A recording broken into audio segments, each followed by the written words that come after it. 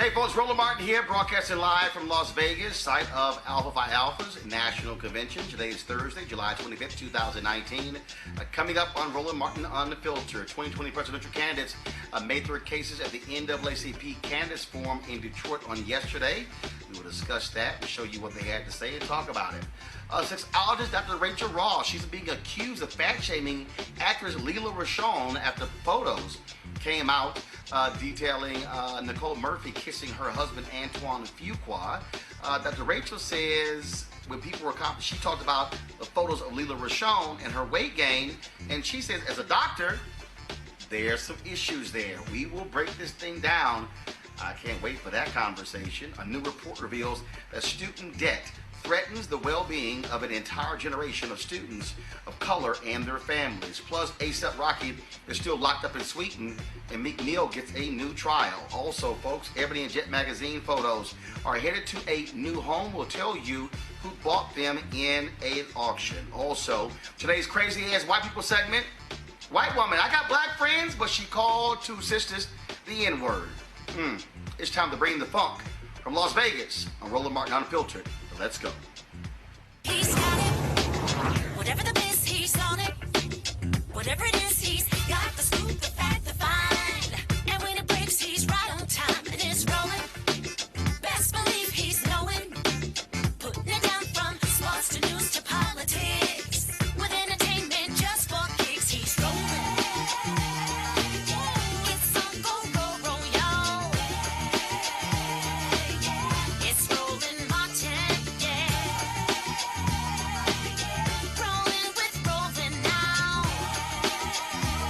He's funk, he's fresh, he's real, the best, you know he's Roland Martin now.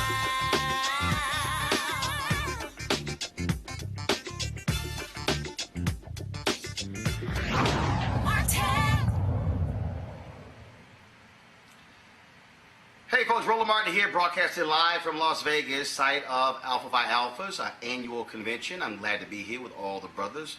More than 2,000 are here. It has been quite a busy week. The last couple of days, I have been in Detroit for the NAACP 110th annual convention. Of course, that wrapped up last night with their presentation of the Sping Arm Medal. Yesterday, there were 10 2020 presidential candidates who showed up for the candidates forum for the NAACP, making their bids for the black vote. Here's a roundup of what those candidates had to say. We all stand on broad shoulders of those who came before us and fought a good fight. And the way that I think about this moment in time is that they passed us a baton in this relay race.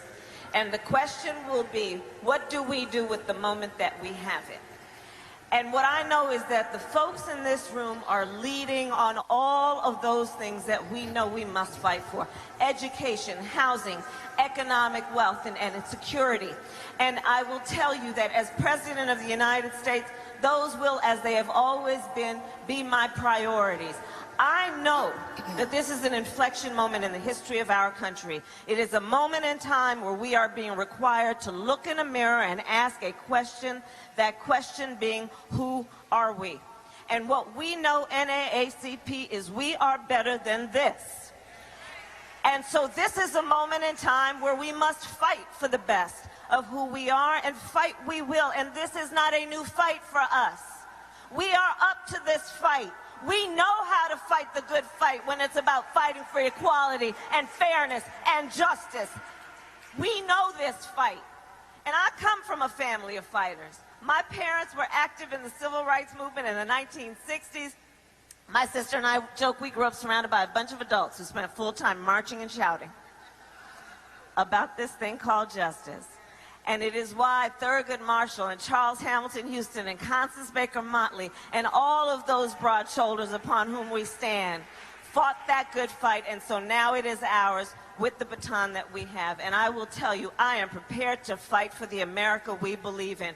We have always been deep of faith, and we have always believed in what can be unburdened by what has been. That is the fight before us, and we will win. I don't have to tell anybody in this room that we are living in an unprecedented moment in American history. We have a president who is a racist, a president who is a pathological liar, and a president who is trying to divide the American people up based on the color of their skin, where they were born, or their religion. Now, Trump may be crazy, he may be a racist, but he is not stupid. He is doing what demagogues have always done, and that is to pick on minorities, to divide people up in order to gain power. The antidote, in my view, to what Trump is doing is exactly the opposite. And what our campaign is about is bringing people together, black and white and Latino, Asian American and Native American, around an agenda that works for all of us, not just the 1%. And when we talk about Medicare for all as a human right, we also talk about the disparities in the healthcare system. We talk about the need for more black doctors and nurses, and end the absurdity of infant mortality rates in the black community 2.5 times the white community. When we talk about wealth and income inequality, we talk about the absurdity of white families owning 10 times more than black families. And time for questions, sir. Etc. I come to you at a moment of great crisis in this country. A crisis at a time when America's working better and better and better and better for a thinner and thinner slice at the top, while it leaves everyone else behind. The central question of my life's work has been, what's happening to working families in America? Why is the road getting so much rockier and so much steeper? And for families of color, even rockier and even steeper. And the answer is, it's no accident. Race lies right at the heart of this issue. Look around us. Hate crimes are on the rise. The black-white wealth gap continues to increase. Voting rights are undercut. None of that is an accident. We live in an America where the plan of the President of the United States is to turn people, working people, against working people. All right. Let me just finish, I'll take it at the end. Okay. Based on color, based on change. Because here's the important part. We have got to make change in this country, not little changes around the edge. Big structural change. That's why I'm in this fight. Hey, folks, look, it's good to be back. I've had the chance to be with you all my whole career. You got me started. Hey, Jess, how are you? Got me started back in Delaware. I'm a lifetime member. I got involved early on. When I got back from law school, my city was in flames because of Dr. King being assassinated. I became a public defender. I'd been working with the NAACP then and now. And, there's an old expression, y'all brought me to the dance. And I'm still dancing with you. The fact of the matter is that there's a lot at stake. We're really in a battle for the soul of the country right now. And we have a president who's done everything to divide us, to split us apart. And this is not who we are as a nation. We've never fully lived up to the notion, we the people, or we hold these truths self-evident, but we've never abandoned them before. And this president has abandoned them. And the single most important thing we have to do, for all I want to do, from criminal justice reform to education to a whole range of issues from global warming on, is nothing happens unless we defeat Donald Trump, flat out. That's number one. Number two, it seems to me that we also want to make sure that, we're in a position where we have there's no one solution to any of the problems that exist in the systemic racism that is here. I did a lot of work here in Detroit, 26 seconds left. The president put me in charge of getting Detroit back on its feet. I was able to cherry pick the best administration. We came in and we dealt with the problems. And one of the things we found out is that there's nothing the community cannot do given half a chance. And that's what this is all about. All right, folks, that was not all of the candidates, and so several others spoke as well. Also, Marianne Williamson, she actually spoke the day before. We actually live streamed that. You can check it out on YouTube. If you want to see all of the presentations by the presidential candidates, Democratic candidates, go to our YouTube channel, youtube.com/Roland S. Martin, and we actually live stream that. We're the only black news source to actually do so, and so it's right there on the YouTube channel, so check it out. And don't forget to subscribe and turn on your live notifications when you do so. Let's go to our panel right now. Dr. Greg Carr, Chair of the Department of Afro-American Studies at Howard University. Dr. Julian Malveaux, Economist and President Emera at Bennett College. And Michael Brown, former Vice Chair of the DNC Finance Committee. Greg, you should be here with all the alphas here in Las Vegas. Brothers, lots of black and old gold. You got the original black and old gold. Omega, Michael Brown, is real jealous. Yes, sir. he complimented you on that outfit, though. I thought it was purple and gold. I couldn't tell. Oh. Nah, you know it wasn't purple and gold. No, son. Come on, brother. Now, son, anybody knows what black and gold looks like, so don't even try it. Yeah, they do. You know how our children get sometimes. So they get a little ruly. All right, so let's get right to it. Greg, I want to start with you. Your thoughts on, again, we live streamed all of the candidates on yesterday. Just your thoughts on what the candidates had to say talking to the NAACP. Well, first of all, Roland, for everybody viewing, if you didn't go to Roland Martin Unfiltered and look not only at yesterday's forum, but all the NAACP coverage. I thought the resolution that they passed on Brother Green to say impeach Donald Trump, the whole coverage has been fantastic. So watching those 2 hours, a couple of things jumped out. Bernie Sanders is getting a little bit sharper on his message. I think some of those young sisters who he's hired and people around him are pushing him. Elizabeth Warren's discussion of the wealth tax I thought was important. Kamala Harris, of course, will be well received and strong in that conversation. Joe Biden looked like he needed his notes, which is, I guess Biden needs his notes. But if you look at the polls, more importantly, in Iowa, in South Carolina, and in New Hampshire, Biden is leading in all three. Warren and Sanders seem to be fighting it out, except in South Carolina. But finally, in South Carolina, Harris is polling at about 12% in the most recent poll, which leads us then to understand that before that crowd yesterday, she's speaking to more or less the establishment folk who are going out there and knock on the doors and get out the vote. And she doesn't seem yet to have pierced that crowd. So, it's very interesting to see them talk, but ultimately this is going to come down to attracting new voters and new blood into the party. I dare say this, Julian, when I look at the reception based upon the audience, I would say the two people who received the loudest applause was Vice President Joe Biden and Senator Kamala Harris. In fact, they spoke very close to each other. And but the reality is, and I think to Greg's point, that people need to understand, Vice President Joe Biden has spoken to the NAACP more than anybody else. When he comes there, he's able to say, I'm a life member. He can sit here and he talked about individuals who were in the audience, who he's known quite some time. He's name checking people.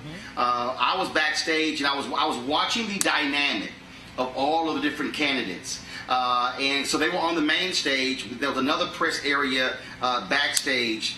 And I was watching how they flowed. And in fact, I actually went to another area where the media wasn't allowed. That's what I keep saying. And I said, so one of the people asked me, they said, well, what about the rest of them? I said, well, they ain't been here all week. They just got here. I've been here the whole week. And so I was in another area. And out of all the candidates, Biden knew all of the top leadership. He knew, and in fact, he had a very long meeting with several NAACP officials afterwards, where many of the other candidates pretty much came and left. Biden has roots in the African-American community. Not only was he, of course, President Obama's VP, which endears him to a lot of people, but he also, as you say, he knows everybody. He's been around a long time, and he's paid his dues in terms of the NAACP. I dare say, much as I love my homegirl, Senator Harris, and much as I don't love him as much, but Cory Booker, are they life members of the NAACP? Just ask him. I mean, that's a legitimate kind of question. I mean, on their way up, did they stop? Did they make a pit stop in the black community? Or are they more interested in career building than community building? And so that's what comes up. I saw Joe Biden. I saw him a couple times, but last time he was with Reverend Jackson at the Rainbow Push conference. Similar, and this was right after the little flap with Senator Harris. And despite that, where, frankly, he lost a lot of points with a lot of people. He came out there and did a great job. They had a private meeting with Reverend beforehand and did the same thing. Called people out, called out names. Glad to see you. You know, we go back. Now, Greg, I'm going to say something to you about those notes. Joe Biden is best with notes. I mean, when Joe Biden does not have notes, he gets to run in his mouth. He goes over the river and through the woods. Did the same thing at Reverend's. A bunch of us were talking at the table. We said when he uses his notes, he seems a little stilted and scripted. But this is a brother who needs to be scripted. Because when he is unscripted, anything can come out of his mouth. So I applaud him for knowing when to use his notes and when not to. Touche. Mike, I'm sure there's somebody out there who is saying, oh my goodness, you guys are out of touch. NAACP is played out. No. Let me paint the picture for the people who don't understand infrastructure. First and foremost, the NAACP is a nonpartisan organization. The organization cannot make endorsements. But the reality is they have 2,200 chapters. National Action Network and the National Urban League throw in the Southern Christian Leadership Conference, and you can add a number of others. They don't even get to 500 combined. And so for the people out there who say, well, it doesn't matter a candidate how they appeal to the NAACP, no, what you need is those grassroots, on the ground folks who go precinct by precinct, who work with the NAACP, but who also work on campaigns. That's who you need, and that's why going before them matters. Absolutely, and Roland, as you know, but I like to give full disclosure when I talk about Vice President Biden. He taught me in law school, but when you watch him, he is very similar to President Clinton. They know everybody in the black community. They know, and I know the Me Too movement has changed how people can campaign with hands on the shoulder and all that kind of stuff. But when you watch Vice President Biden, very similar, not quite. I mean, Bill Clinton's like the varsity, and then you have everybody else. But Vice President Biden is very similar to that, and you're exactly right. When he goes into rooms, and that's part of politics, is knowing people, having relationships. People feel comfortable with you. Not to say other people aren't good too, or qualified as well, but you tend to go with who you're comfortable with. And of course, at some point in time, the 800-pound gorilla, former President Obama, is going to come out and do something. And when that happens, whether it's to shut everything down and then they pick the nominee before the convention. If you recall, back in the late 80s when my father was chair, there were a lot of great candidates running, from Gephardt to Rockefeller to Clinton. But my father, he said, you know what, this is great, and you guys have run a great fight. But it's time to shut this down, and I hope Chairman Prez does the same thing, because you can't have Trump raising I hate saying his name. You can't have 45 raising all this money, getting ready, us beating up on each other, without at some point in time saying, you know what, the fight is done, you ran a good fight, time to move on, let's get behind the nominee. Because what happened also to Secretary Clinton was when you got to the general election, a lot of the Bernie people were still pissed off from the primary and didn't come out. So this time, same thing. If your person does not win, that doesn't mean you take your ball and go home. You know, Michael, I'm glad you mentioned your dad, because... It was very interesting. Hold on, Julian. It was very interesting, again, being in the room and watching the reaction. Amy Klobuchar, virtually no response from the audience. Beto O'Rourke, virtually no response from the audience. When you looked at, I mean, obviously, Sanders, when you looked at, I mean, not O'Rourke, you know, people thought it was funny where he would often stand up, things along those lines. But again, how do you connect with that audience? And what people need to understand, and people who are watching, again, elections are won by boots on the ground. You can spend tons of money on media. You can sit here and run ads. You can do all those different things. You can have great speeches. But if you don't have boots on the ground, then you're not going to win. That's why going to groups like the NAACP are critically important, because you want, Julian, those organizers. You want the people who literally are going to take their Saturdays and go door to door, who are going to go block walking. You want the people who get the list, the printout of the folks who are voting, who voted in the last election, who say we're going to go door to door. And that's the thing. I think there are a lot of people out here, young folks and older, who don't understand the mechanics of elections. Sending a tweet as an endorsement is not politicking.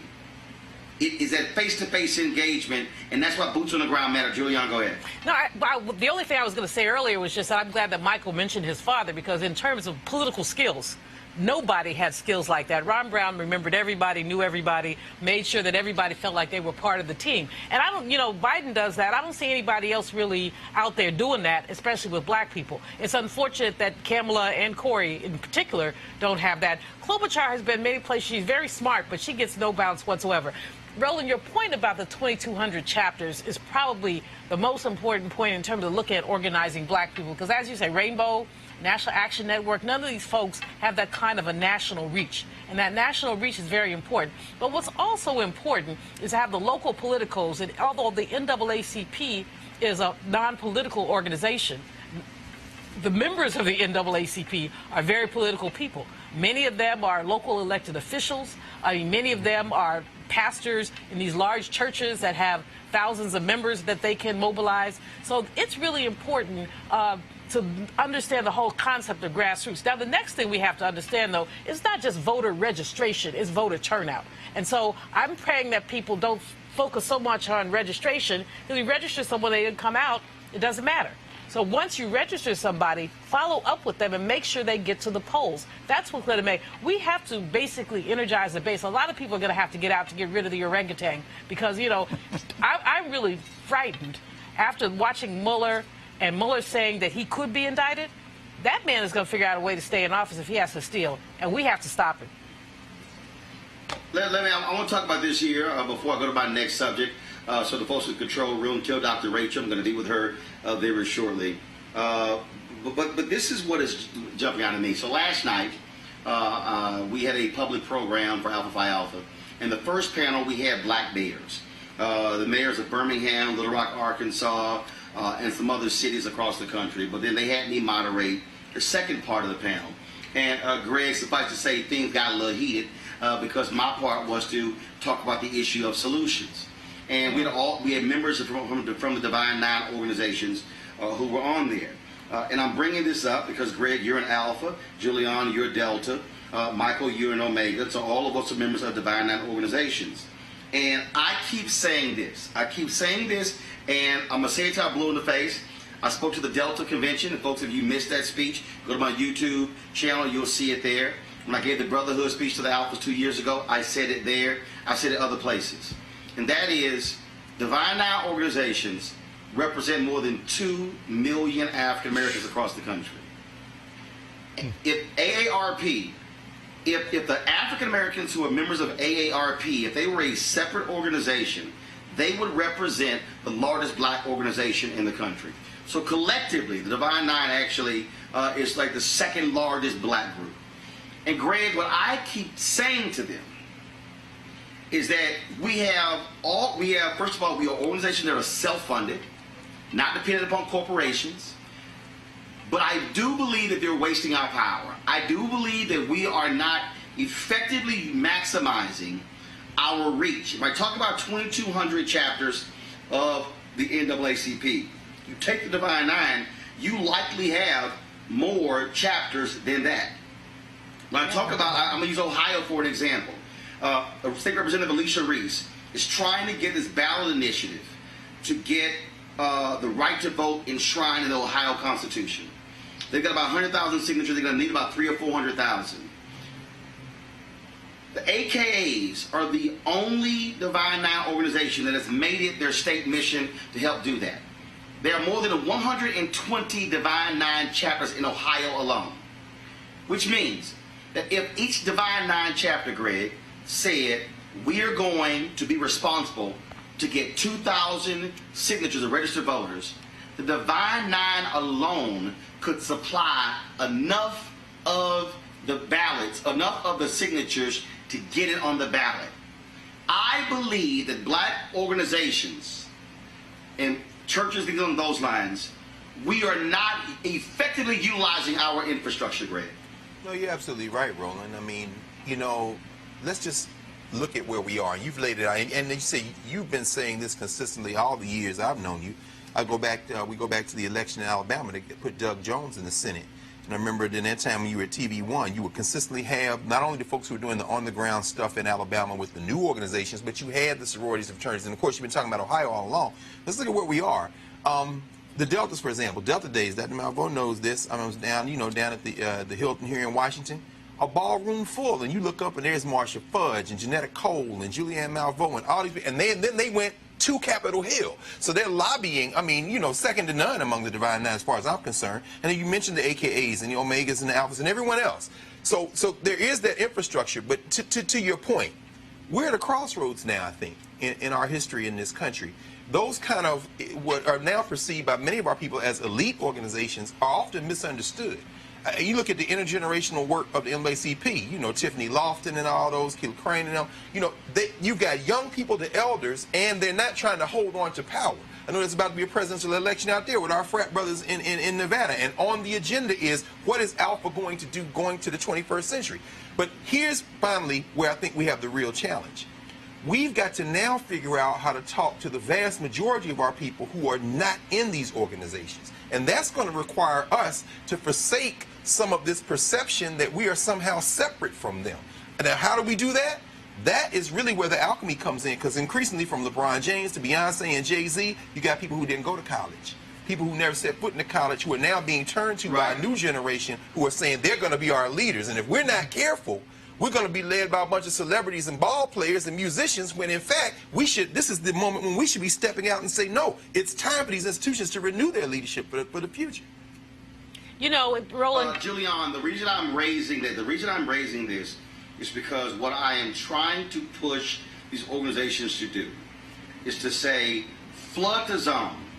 That is, in all of these places where African Americans are, folks should be seeing red and white, black and gold, purple and gold, blue and white, blue and gold, crimson and cream, brown and gold, pink and green.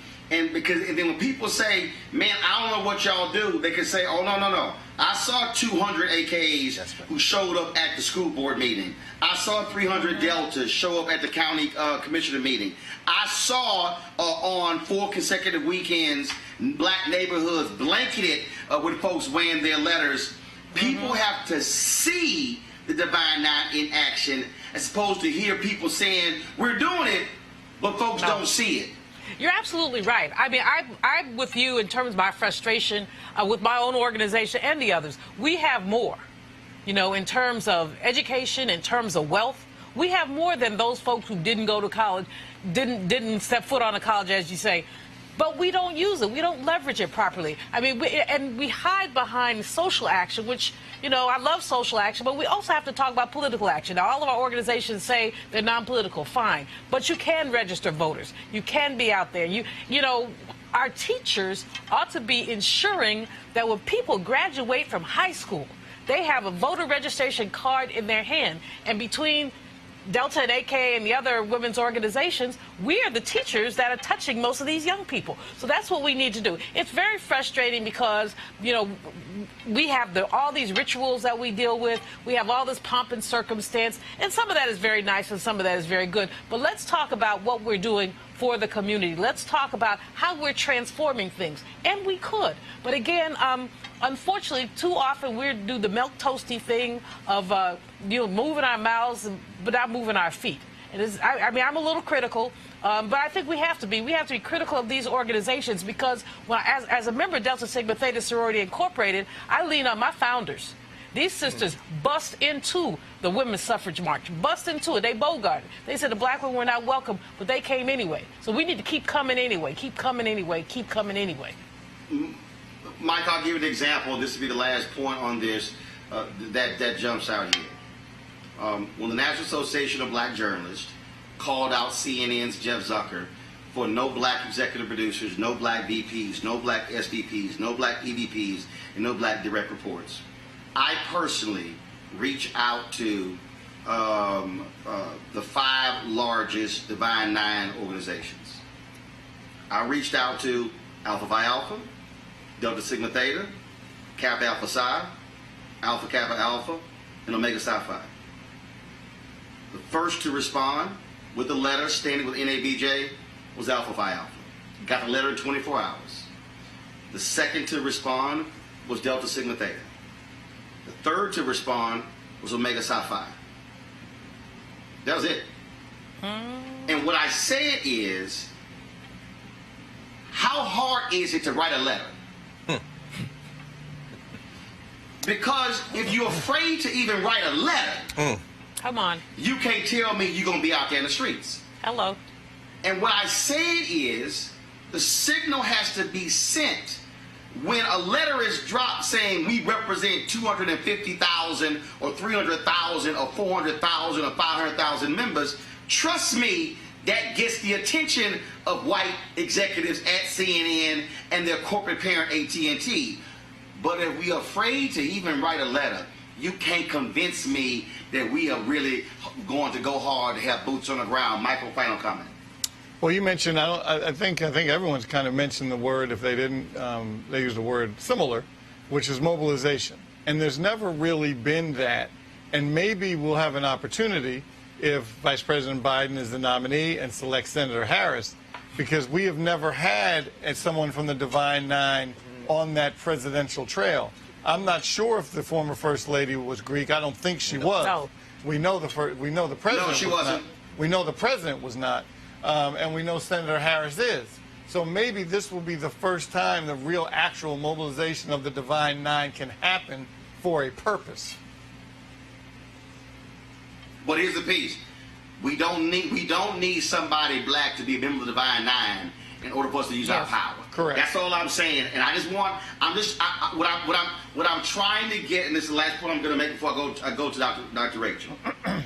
What I am trying to get black people to do is to stop saying, well, we should do this and this and this, and say, wait a minute, what is the infrastructure that we do have? What is the infrastructure of the AME Church? Right. Come on. What's the infrastructure of AME Zion? What's the infrastructure of Kojic? What's the infrastructure of Black Methodists? What's the infrastructure of Black Baptists? You take those groups. Then you talk about Links. And then you talk about Jack and Jill. Then you talk about 100 Black Men. What I'm trying to get us to do is realize we literally have infrastructure that's international, national, state, regional, state, grad, undergrad, and initiatives for folks in elementary, middle, and high school. And if we say, wait a minute, if I put my infrastructure to work, then I can have greater impact. And so that's what I hope the goal is. All right, folks, over the weekend, actress Lela Rochon deleted her social media account as the photos came out showing her husband, Antoine Fuqua, the director, kissing Nicole Murphy. Now, social media went nuts, slamming Nicole Murphy, Antoine Fuqua, saying, how are you cheating? But this also didn't happen. But then people began to talk about when photos of Lela Rochon. And people saw her, of course, in Harlem Nights, played a character of Sunshine. She was in Boomerang as well. And people began to talk about her size. And oh my goodness, look how much weight she's put on. Well, Dr. Rachael Ross, who's a sexologist, she also talked about this on her Facebook page, also in her live stream. And people been blasting Dr. Rachael, saying that she is fat shaming. And she's saying, no, we better learn to have some honest conversations when it comes to our relationships. Dr. Rachael joins us right now. So, Doc, first of all, glad to have you here. Glad to be here, Roland. Thanks for having me. Okay, Yes. So for the folks who are watching, you're not one of these TV doctors who's a fake doctor. You are an actual doctor. You have a degree. I have an MD and a PhD. I'm a family medicine physician, board certified practicing family medicine physician, and a clinical sexologist. So there we go. Let's put that out there. All right. So when you made your post talking about when you saw the photos, different photos of Antoine Fuqua and Lela Rochon, and let me also say this before I get to that. Everybody knows who watched this show. I don't waste my time on black celebrities who got married, who got divorced, who they dating, who they screwing. kids they had. That's their personal business. I don't cover those stories.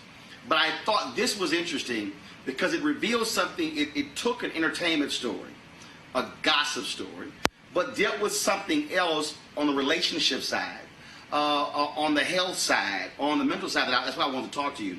And so you wrote this piece where you looked at these photos and you talked about body language. And you talked about what happens with black women when they get married when it comes to their health. And so share your thoughts. Why did you weigh in on this topic the way that you did? Yeah, I appreciate you even asking. Now to me, I responded, with body chemistry and language the minute I woke up and saw it. And as I think most of Black America did, because what we saw there is our worst nightmare, right? Your husband kissing one of the most beautiful people in Black America, right? Because there's no real coming back from that, right? So I looked at the pictures and their body language, and I said, oh my gosh, did someone pose for these pictures? Are they making an announcement? Does he want his wife to know that, hey, it's me and this person now? Because it looks very staged to me. So my immediate response was to then go and look and see couples, pictures of him and his wife together. And so as I'm clicking, I said, oh my gosh, there's no connection here. There absolutely isn't. And so when I turned to social media, everybody was talking about all the weight that she gained. So I looked immediately at the lack of connection, immediately at the fact that Lela Rochon no longer looks like the Lela Rochon I remember her to look like. And so I took to social media to immediately respond like, oh my God, the same response I would have given if that was my sister, my cousin, my patient. It wasn't about make a connection with your husband, because at this point, when I saw the photo of him and Nicole Murphy, I said, well, his relationship with his wife is over now. So my response to her isn't, girl, go get yourself together and get your man back or anything like that. My response to her is like, okay, let's back up. We've obviously got some health challenges here. Now, as a physician practicing in Gary, Indiana for almost 20 years now, I can spot a health condition across the room. But to the untrained eye, it's obvious that she has health conditions too, because she has gained probably 30 or 40 pounds. And you can never convince me that that amount of weight gain is going to be healthy for somebody. So couple all of this together with the fact that we know, studies show, that when men get married, their health improves. But we don't see the same type of data with women, because women have a tendency. But you also, but Doc. Yeah. No, I'm sorry. So I want you to make that point, because you said that in marriage, a woman's health worsens. Explain that. Yeah, so they studied almost 80,000 women between the ages of 50 and 79 for about 3 years, right? And what they did is they looked at the parameters of weight, waist circumference, use of alcohol, exercise habits, and diets. So the women who were divorced and the women who were single, they actually fared better in all of these parameters. So before we thought relationships keep everybody healthy. Now we know if you're diagnosed with cancer and you're with somebody, you have a better tendency to make it through that situation. But what we don't know, we cannot say that marriage is as healthy for women as it is for men. And it's because we have a tendency to give ourselves away in the relationship. So my post is about self-love, self-care. Take care of yourself. You know, we saw, you know, and what I like to do is take a celebrity situation and make it so that it relates to all of us. Because we've all been cheated on. We've all cheated. Yes. You also want people to deal with the reality that we are physical beings, meaning we are attracted to things physically. If you see a car, that's a bad car, we don't have the same reaction to an ugly car. when we see somebody, that typically there's a physical thing that catches our eye that leads to getting to know somebody. But the reality is, I can't see your soul or your inner being, because the reality is, if I see you across the room, I'm seeing the outside of you. And what I also got was I thought you were trying to get people to also deal with that understanding that when things do change to happen to us physically, whether we are men or women, it has an impact on somebody who we're with as to how they then treat us, receive us, or they feel attracted to us. And you're saying, yo, you better pay attention to that and not act like it's not important. Oh, absolutely. Let me tell you something. People will show up in the office and they've lost a connection with their partner because of a new scent. Because they don't like the way he smells when he comes home from work. And believe it or not, that'll be the one thing. So if we can be not attracted to our partners because of a scent, certainly vision becomes a part of that. So yes, I mean, the elephant in the room is that Lela Rochon has gained a significant amount of weight. Now, there's theories that it's related to lupus and autoimmune conditions and things like that. But I want everyone to understand that if you have a physician who has you on so many steroids that you manage to gain 60 pounds, you need to change your doctor, because it doesn't have to go like that. Look at Nick Cannon. Look at Gina. You know, we cannot continue to make excuses for things that we actually do have control over. So when it comes down to it, you have to take care of yourself. Right.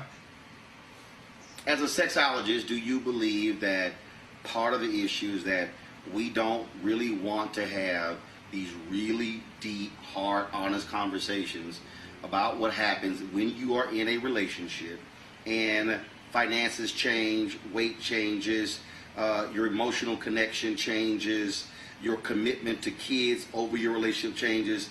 That part of this issue, that when people cheat or when people actually get divorced, is because we don't want to deal with this. Men and women don't want to confront the hard stuff. And then, frankly, what happens, it may lead to somebody cheating, when in fact, had you chose to not step out and had the conversation, you could have avoided that to either leave or stay.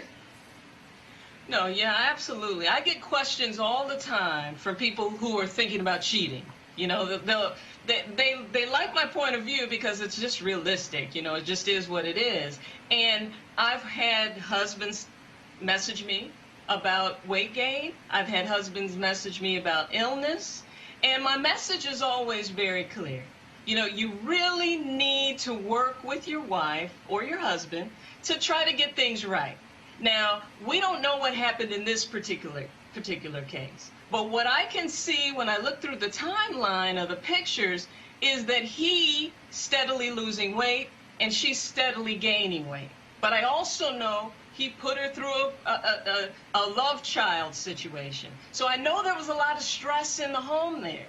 And what I want people to understand is that stress will kill you. If you're in a negative relationship, that can actually kill you and cause you to gain weight, cause you to end up with chronic illnesses. So what came first here, the chicken or the egg? We have no idea. But what we do know is that when we see those pictures of him with Nicole Murphy, we're looking at someone who is, you know, like a gazelle.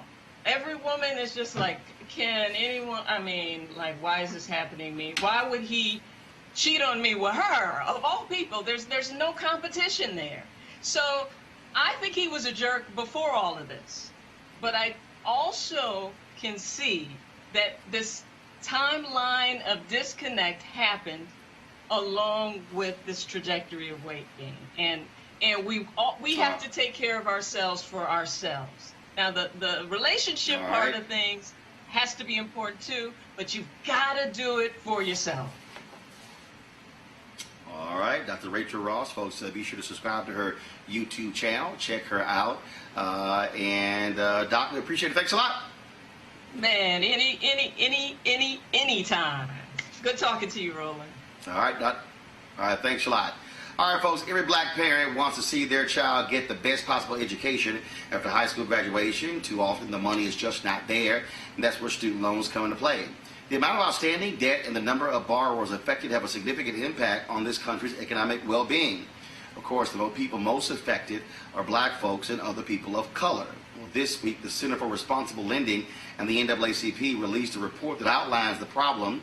And so we're going to talk about that. First, I want to go to my panel, Dr. Greg Carr. I'll start with you. Look, you're a professor there at Howard University. And give folks an understanding of what you have witnessed yourself over these years as the cost of higher ed has increased. Have you seen a corresponding increase on the pressure, depression, anxiety, if you will, of your students just to be able to get through and afford that degree? Absolutely. You go around in the DMV, into DC, Maryland, and Virginia, and you see so many of our students, not just Howard students, kids from Bowie State, kids from Morgan State and Coppin, working, waiting tables, working incredible hours. They come to class. Sometimes a kid is almost falling asleep. What's going on? You find out she worked a shift last night because she's still trying to make these tuition payments. And then you look and you realize that and I think we're all in the same age range, we could work our way through school with a job. That's impossible now. That's impossible. It's either you got a scholarship or you got a ridiculous loan, which then saddles your family with debt. And these are not debts that can be forgiven. And it has impact on everything from their academic performance to their capacity to concentrate, even on their post-graduation plans. And when you saddle them finally with that kind of debt, that's a lifetime of debt. We're not talking about something to be paid off in 10 or 15 years. Even the Obamas only paid off their student debts after he was in the U.S. Senate. So, no, yeah, we see it every day, Roland. It's ridiculous. Julia Malvo, you were president of Bennett College. I remember working for WVON Radio and getting one of your distress phone calls saying we got to raise $30,000 by X date to keep these young women who are seniors in school, to keep them online to graduate. And I really think that a people today who are not in college, and maybe who don't have kids who are in college, really don't understand how this thing has changed completely in the last 20 to 30 years. You know, Roland, I went to Boston College on a full ride. The tuition was like $2,500. It was affordable. I had a little part-time job, but now, as Greg said, I had students who were working 40 hours a week. They were working full-time. I had a child who was running a car wash. She was a manager of a car wash, and she was in school, and she was pledging, and she was cray-cray. I mean, she was just basically, she was sleeping 2 hours a night. The worst thing about it is, as all of this has occurred, the Pell Grant has been fairly steady. It has not gone up with tuitions. Tuitions have gone up faster than the rate of inflation. Not only are we saddling folks for a lifetime, we're distorting their life choices. So if you have you graduate with $50,000 worth of loans, okay, are you going to take the job on Wall Street, or are you going to be a social worker? You're going to take the job that provides you with the most money, because you might want to be a social worker. You love social work. You love people, but you got to pay those loans. Right. I think so. Elizabeth Warren, some of the people were talking about free tuition, and President Obama, who talked about paying a percentage of your income on the loan. All of those things make sense. But parents and students, I mean, the pressure is enormous. And we do say, we want folks to go to college. But many people just simply cannot afford it, or people are doing things. I mean, I have a friend who says his kids can go to college, but they got to go to community college first. So they could he could save that money for them to do the 4-year. And he's adamant about it. He said, unless you get a full ride, you will go to community college, we'll save some money, and then you'll be able to go to your 4-year. And his thing is, look, if you graduate from Harvard, you still got a Harvard degree, even though you started out at San Francisco Community College. So the pressure is just enormous. The Center for Responsible Lending does very good work. And there's a lot of policy stuff in there that we need to really follow up on. I want to bring in right now Ashley Harrington. She is Senior Policy Counsel at the Center for Responsible Lending. Ashley, this is, of course, a huge issue impacting so many people. Student loan debt is exceeding $1 trillion. And so what must people learn from this report that y'all put together with the NAACP? Roland, thanks so much for having me. I agree with all the comments that are made so far, and we really need to talk about this as a national crisis. It's a civil rights issue, it's an economic justice issue, but we are really on the verge of a national crisis that's going to affect our entire economy, and in fact already is. Because of student debt, people are delaying buying homes, they're delaying starting businesses, they're delaying saving for retirement. And so these are effects that are going to be felt beyond just individual families and individuals. These are going to affect the community and the larger society as a whole. And so we need to really be thinking about the fact that there is over $1.5 trillion in outstanding debt held by 44 million Americans, and that the default numbers are significantly high, and they're particularly high for students of color and Black students in particular. And we need to be concerned about that and recognize how we got here. And so what do we do, though? I mean, you have the candidates who are saying one thing, but the reality is Congress could act right now, and they simply haven't. Absolutely. So we advocate for a number of solutions. One, we need to streamline repayment, right? The repayment system right now is completely wacky. There are numerous repayment plans. Even income-based repayment plan is hard to access. Each plan has a different amount of what you would pay. So it needs to be completely streamlined. We need to get down to one plan that, in the income-based repayment plan, that really is based off 8% of your discretionary income instead of 10% or more. Because even under the current income-based system, we have seen that it's been completely unaffordable for many borrowers who are having to forego other necessities in order to make their student loan payments, because we know that the consequences of default on student loans are pretty severe. You can get your Social Security check offset. You can get your wages garnished. You can get your tax refunds garnished. And so we are seeing that happen. So we'd like to see the repayment plan drastically changed. We need to hold student loan servicers accountable. And one big thing we're advocating for is there does need to be large-scale, across-the-board debt cancellation. Even as low as $10,000 would have a significant impact on the ability of people to really contribute to this economy and to get back on track with their student debt. Michael Brown, what I don't understand is a whole bunch of white folks out there who voted for Trump who broke as hell and would support debt cancellation. And, you know, you wonder why this thing hasn't really blown up, how it really hasn't gotten effective. Donald Trump, frankly, hasn't done a damn thing in this area. In fact, Betsy DeVos in the Department of Education, his secretary, has allowed, frankly, the profiteers from for-profit colleges, folks who have been ripping folks off, to come back in, removing a lot of the constraints put on them by the Obama administration. And so, do you expect this to be a significant part of this campaign? And is it something that, if you're a Democrat, you should be running hard on, because this thing affects Black, white, Latino, Asian, Native American, doesn't matter, men, women, gay, straight, folks from every region of the country? They should be talking about it a lot, and there's several reasons.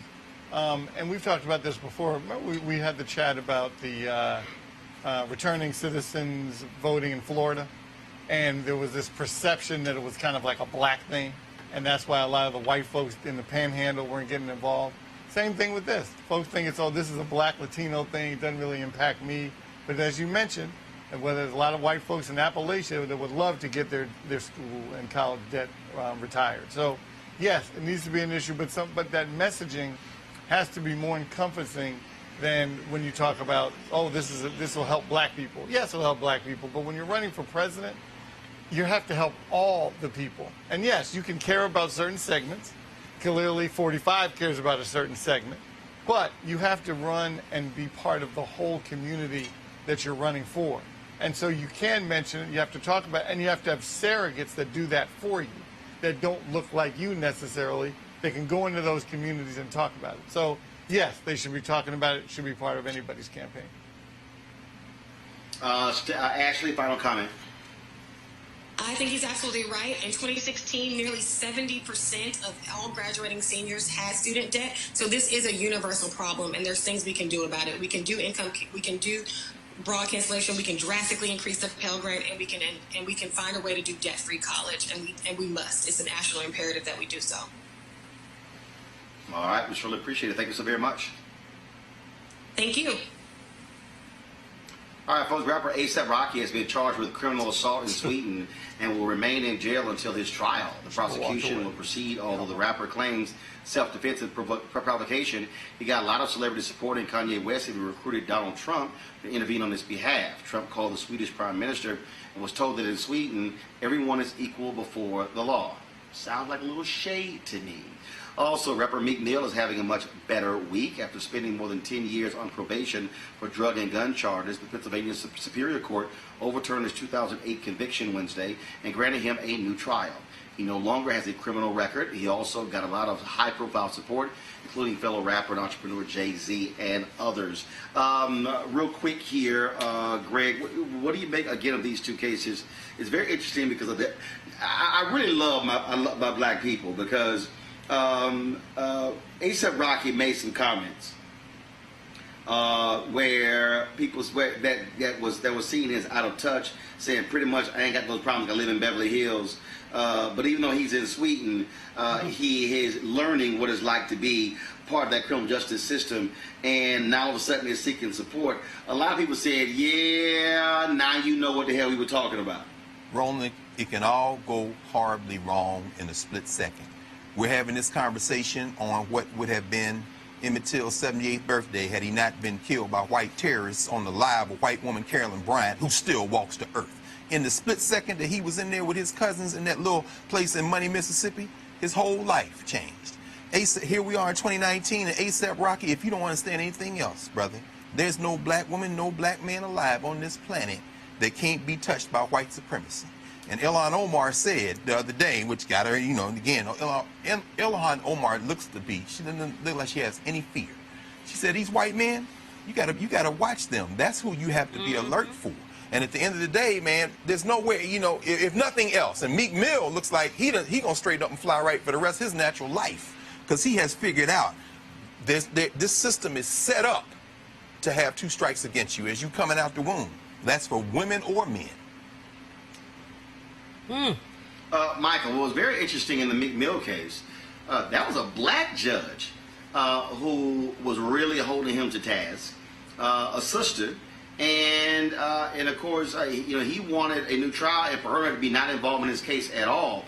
And so again, that's one of those things where a lot of times when we talk about criminal justice system, black versus white, his biggest the person who he was fighting with the most was a black female judge.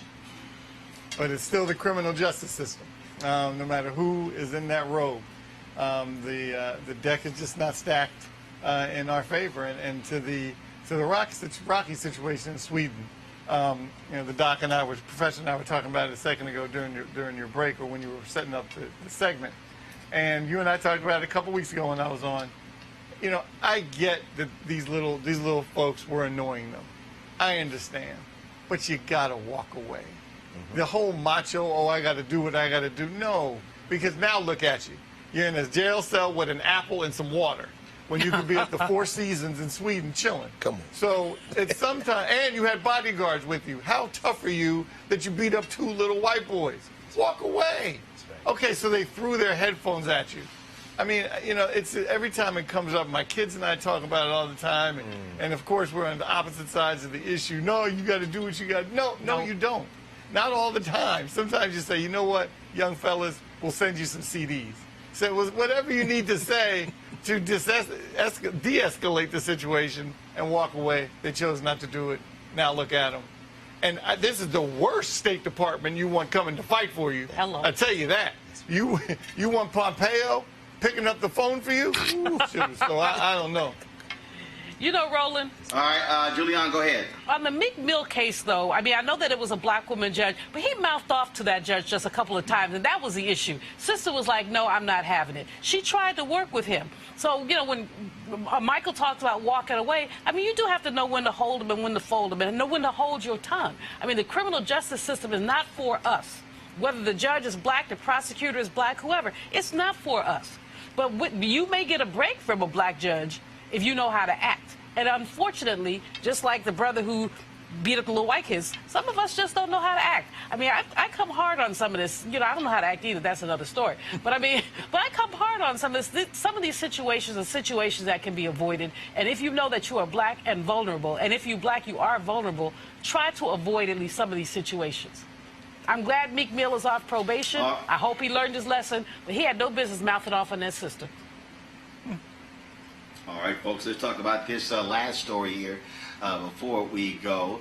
Actually, I got a couple stories, but I want to definitely do this one here. Ebony and Jet Magazines photo archives are being moved, folks, to the National Museum of African American History and Culture in D.C., as well as the Getty Research Institute in Los Angeles. Those two magazine archives show more than 70 years of images that chronicle the African American experience.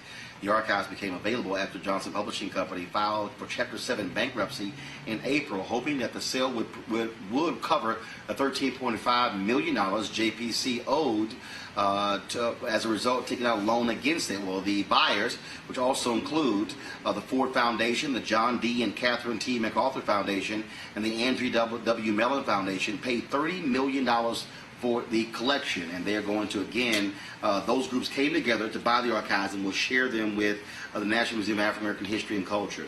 So what you now have, Greg, is you still have Ebony and Jet. Those assets were sold to a company out of Texas. Now this photo archive is no longer a part of that. Now that's a separate deal. It's now being sold.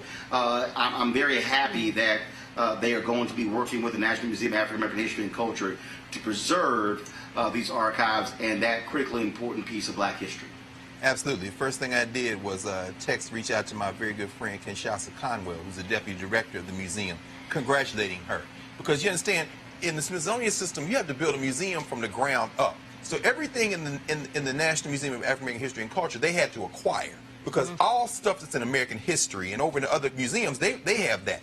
This completely transforms the archive of the National Museum. Shout out to those black folks like Elizabeth Alexander and others who got on the phone and worked together a deal to put together with Ford, because several people bid it. Melanie Hobson and George Lucas, for example, were looking into a bid because they had given collateral on that collection as a way to float the loan for Ebony and Jet to stay in business. So they were looking into it.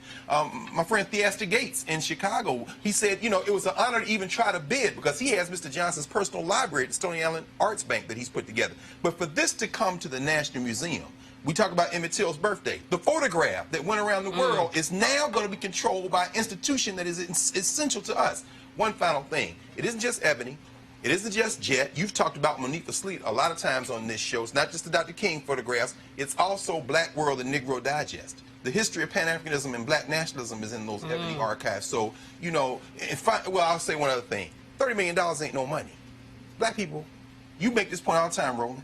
We got to support our institutions. It shouldn't take white foundations and an act of charity because you got some black employees who reach out there and stop this for this to happen.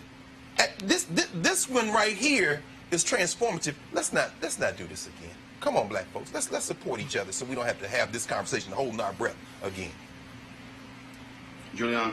You know, the loss of Ebony and Jet in terms of circulation has been a body blow to the black community. This is how, you know, we all basically came together around imagery and culture and all of that. So the fact that the museum has it does make me very happy. As Greg said, I remember interviewing Lonnie Bunch right after the museum opened, and he talked about how it was like almost like an antique roadshow going from city to city to acquire stuff. How an older white woman came and brought him, I believe it was a shawl that was owned by a slave, an enslaved woman, and they had that on display. So to have these photographs on display is really quite amazing. But Dr. Carr is also right about this. We are squandering our history.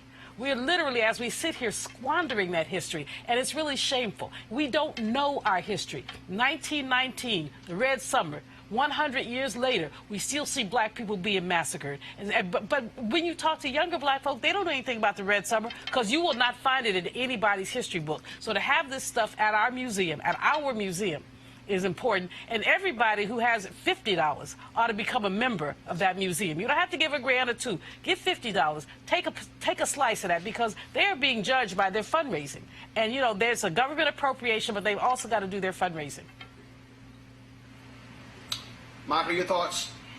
Very quickly, I mean, the first magazine probably ever read was Jet. My grandmother had a stack of them, and you know they would come in the mail, and the first place they would go was on the in the kitchen or the kind of kitchen nook table. The second place they would go was on the back of the bathroom door in the little magazine rack. Yes, sir. So Jet was really the first magazine you know I read as a young person, so it became part of who we are. I know you mentioned the other magazines, but don't forget Ebony Man. You know, they came out with Ebony Man for a minute. Ebony Jr. That's right. They touched on a whole lot of pieces. That's right. And so it's part of who we are. But the reason that you mentioned why it's not like it used to be is, especially for young people, is we're now in this kind of multicultural kind of environment. Everyone thinks, oh, we're all mixed up. We're all... And so everyone's forgetting. But if you go to certain communities in this country, that may be true. But they still, you talk to some Italians, Italy, they will tell you exactly where their grandparents were born, what city they were born in Italy. Same with the Irish. Clearly they came in a different way. I'm not suggesting that. But that means maybe we should even be stronger about coming together and understanding our history. So, you know, we had some challenges, but thank goodness for the thing. You can swab your mouth now. You can do the best you can to find out who you are. Nope. All right, folks, here we go here on last segment. Oh, here we go. Crazy as white folks. Can't wait. What they up to now? Charcoal grills are allowed. I'm white. I got you. Illegally selling water without a permit On my property. Whoa! Hey! You don't live here. I'm uncomfortable.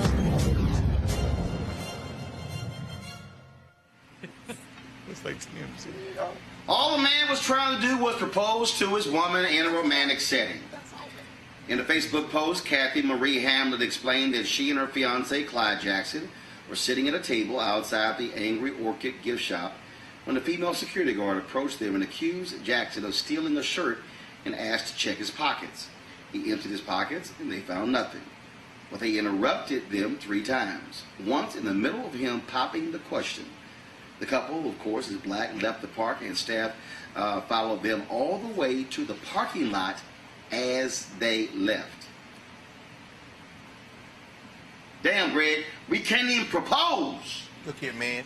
Roland, it's so funny, man. Chicago, I mean, of course, Ebony and Jet is a Chicago story. I'm thinking about Ida B. Wells, who wrote about her friend who was lynched at a grocery store that they owned in Memphis. And they ended up burning Ida B. Wells' printing press down. That's how she ended up going to Chicago. But it started with some little children, black kids and white kids, fighting in a marbles game out there in front of the place.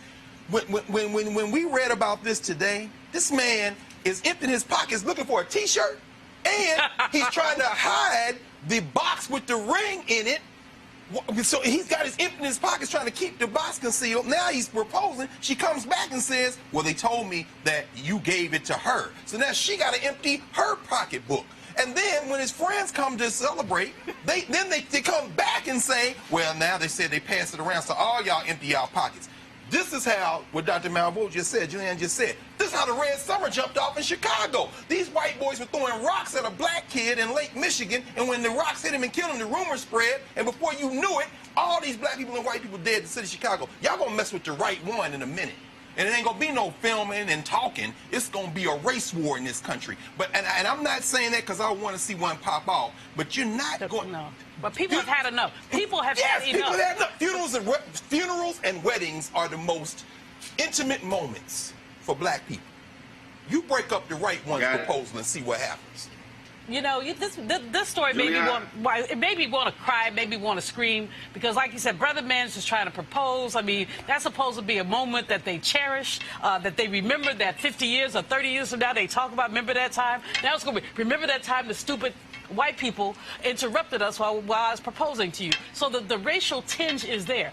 Langston Hughes talked about something called the sweet flypaper of life. That's a little joy, just a little detritus. The fact that you get to smile when you're on the beach or something like that. These people people have taken away some of our flypaper. And for this couple, that's what happened. Taking away, literally stealing their joy. And I hope that these folks, they posted their pictures. I hope somebody does something to somebody. I'm going to go as far as Greg, although, you know, if we in the trenches, brother, I got your back. If we must die, let us nobly die. Let us not be like hogs, hunted and pinned. No. Well, I'll tell you, Michael. Greg is right. They're gonna roll up on the wrong one, and they're gonna be emptying something else, not their pockets. You know. Yeah, I mean, we've obviously talked about this all the time. We love this segment that you do. I love how you make it look like another show. It's great. We love the little video. It is another show. yeah, I get this.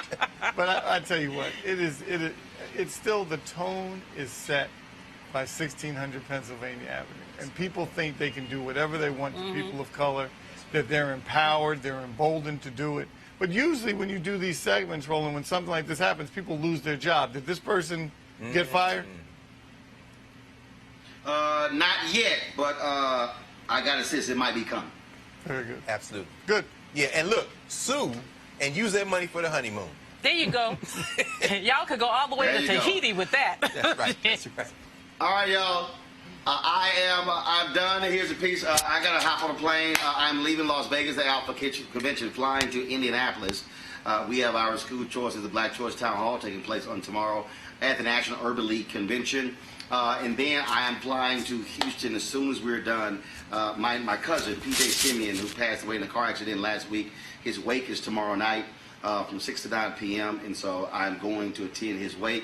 So tomorrow, what we're going to do in the show, we're going to have a couple of things that we're going to be broadcasting. First and foremost, we're going to rebroadcast that panel last night from the Alpha Convention that I moderated. But two, Dondre Whitfield and Devon Franklin had a black manhood conversation at the Global United Fellowship Conference in the Bahamas. It was an unbelievable, honest, and raw conversation. We're going to have that for you as well. This is why Roland Martin Unfiltered matters. First and foremost, at the NAACP convention, here at the Alpha Convention, going to the National Urban League Convention, being able to broadcast from the Global United Fellowship, all those different things. This is us controlling our narrative. This is us providing a resource of information that you're not getting anywhere else. And I'm telling you right now, all these black websites, all these black cable networks, none of them are doing what we are doing at Roland Martin Unfiltered, which is why we need you to support us. Join our Bring the Funk fan club. Our goal is to get all of the folks who are watching, all of our followers, to give just $50 for the whole year to join our fan club and give that. It's real simple, folks. If 20,000 total. We were just talking about the Ebony and Jet archives. If 20,000 of our followers on social media who watch this show give an average of $50 each, this show is paid for without a single dime from advertising. That means when we travel, we're going to be at the Jeffrey Osborne Golf Classic next week. Also next week, I'm going to be at Reverend Jim Clyburn's golf tournament, but he does raise tons of money for scholarships for black kids there in South Carolina. This is why we matter. Well, also the following week will be the National Association of Black Journalists Convention there in Miami. This is about us controlling our narrative, telling our story, and speaking our truth. And so we want you to support us. Go to RolandMartinUnfiltered.com to please join our fan club. I got to go. Of course, I know, Michael, you hating on the outfit because you ain't able to wear these colors so well. And Greg, I know you sitting here trying to take it off of me, and I'm going to hide it from you. I am. I am. And y'all, Roland, condolences. I was going to say condolences for your cousin, man. I know y'all were very close, brother.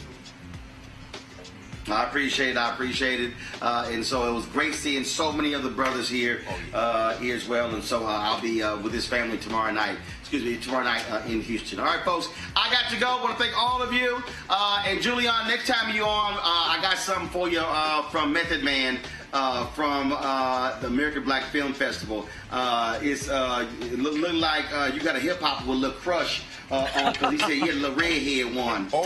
A little redhead one.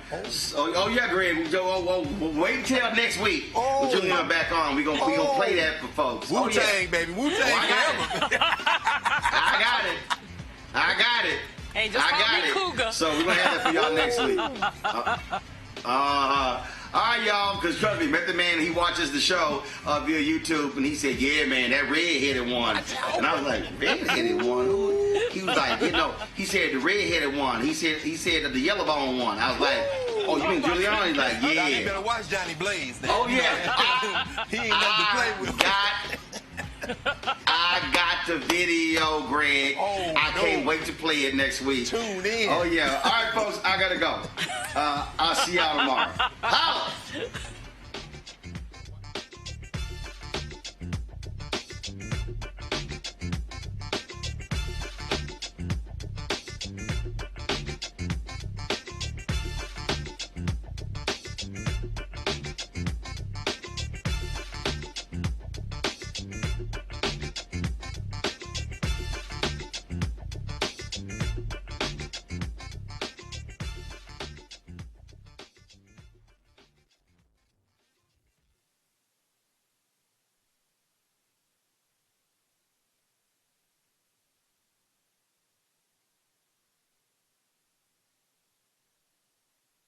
You want to check out Roland Martin Unfiltered? YouTube.com/Roland S. Martin. And subscribe to our YouTube channel. There's only one daily digital show out here that keeps it black and keep it real. It's Roland Martin Unfiltered. See that name right there? Roland Martin Unfiltered. Like, share, and subscribe to our YouTube channel. That's YouTube.com/Roland S. Martin. And don't forget to turn on your notifications so when we go live, you'll know it. You want to support Roland Martin Unfiltered? Be sure to join our Bring the Funk fan club. Every dollar that you give to us supports our daily digital show. There's only one daily digital show out here that keeps it black and keep it real. It's Roland Martin Unfiltered. Support the Roland Martin Unfiltered daily digital show by going to RolandMartinUnfiltered.com. Our goal is to get 20,000 of our fans contributing $50 each for the whole year. You can make this possible. RolandMartinUnfiltered.com. Hey everybody, this is Sherry Shepherd. You're watching Roland Martin Unfiltered, and while he's doing Unfiltered, I'm practicing the wobble. Yes, I am. Because Roland Martin's the one, he will do it backwards, he will do it on the side. He messes everybody up when he gets into the wobble, because he doesn't know how to do it, so he does it backwards. And it messes me up every single time. So, I'm working on it. I got it. You got Roland Martin. Hi, my name is LaToya Luckett, and you're watching Roland Martin Unfiltered.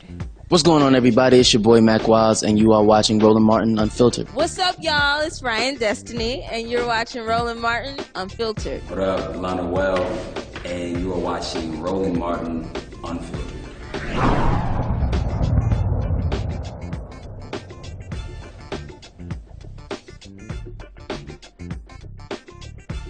Hey fam, want to check out Roland Martin Unfiltered? The blackest show on all of digital, cable, and broadcast. Check out our audio podcast. There's only one daily digital show out here that keeps it black and keep it real. It's Roland Martin Unfiltered. Press play.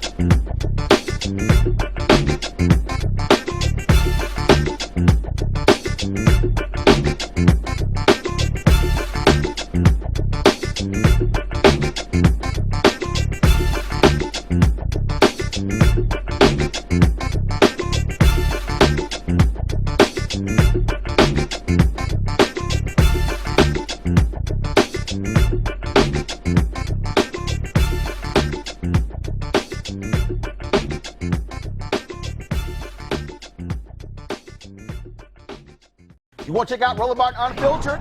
YouTube.com/Roland S. Martin. And subscribe to our YouTube channel. There's only one daily digital show out here that keeps it black and keep it real. It's Roland Martin Unfiltered. See that name right there?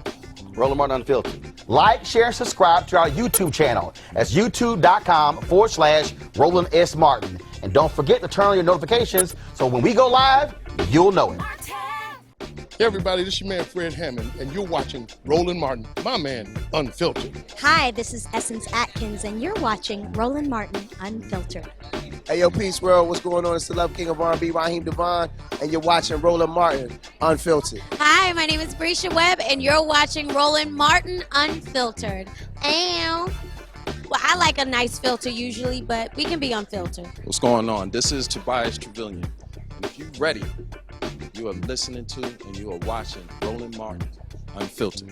What's up? I'm Lance Gross, and you're watching Roland Martin Unfiltered. Hi, this is Cheryl Lee Ralph, and you are watching Roland Martin Unfiltered. I mean, could it be any other way? Really? It's Roland Martin.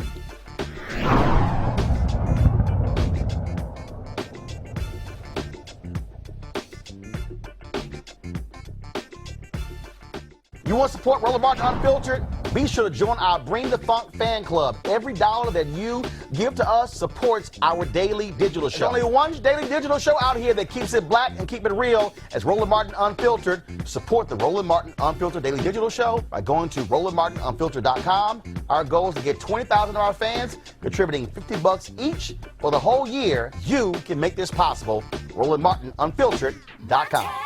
Hey fam, want to check out Roland Martin Unfiltered? The blackest show on all of digital, cable, and broadcast. Check out our audio podcast. There's only one daily digital show out here that keeps it black and keep it real. It's Roland Martin Unfiltered. Press play.